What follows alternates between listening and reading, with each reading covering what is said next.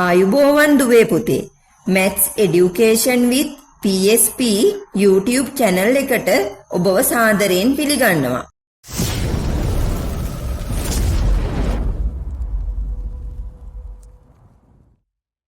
අද මම ඔයගලන්ට කියලා දෙන්න හදන්නේ කටපාඩමින් තොරව අටවරක් චක්‍රය ලියන්න ක්‍රමයක්. හරි. අපි දැන් එහෙනම් බලමු කොහොමද අටවරක් චක්‍රය ලියන්නේ කියලා. අටවරක් එක 8යිනේ. අපි 8ෙන් පටන් ගමු. 8 6 4 2 බිංදුව. මේ අපි එක ස්ථානයේ ලියාගෙන යන්නේ. දෙකින් දෙක අඩු වෙවි යන රටාවක් තියෙනවා. ආයි නැවත බිංදුවෙන් පස්සේ ආයි ඒ රටාවම ලියමු. 8 6 4 2 බිංදුව.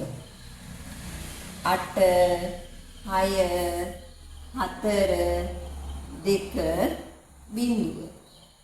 8 6 4 2 බිංදුව. මේක ඕන තරම් දුරට මේ රටාව ගොඩනගන්න පුළුවන්.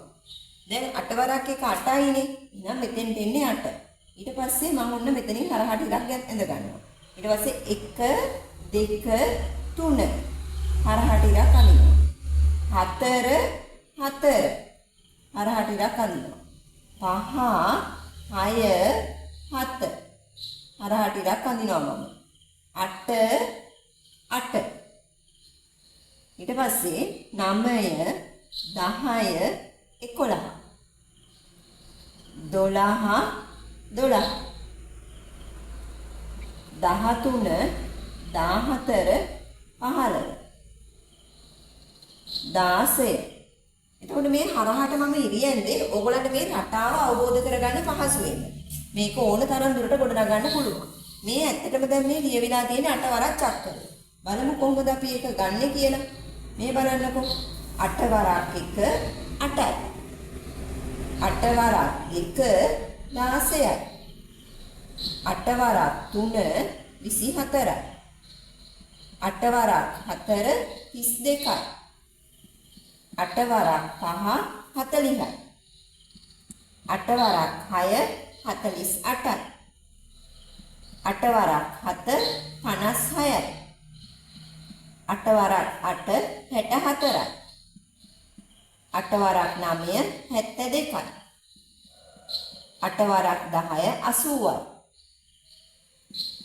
8 වරක් 11 88යි.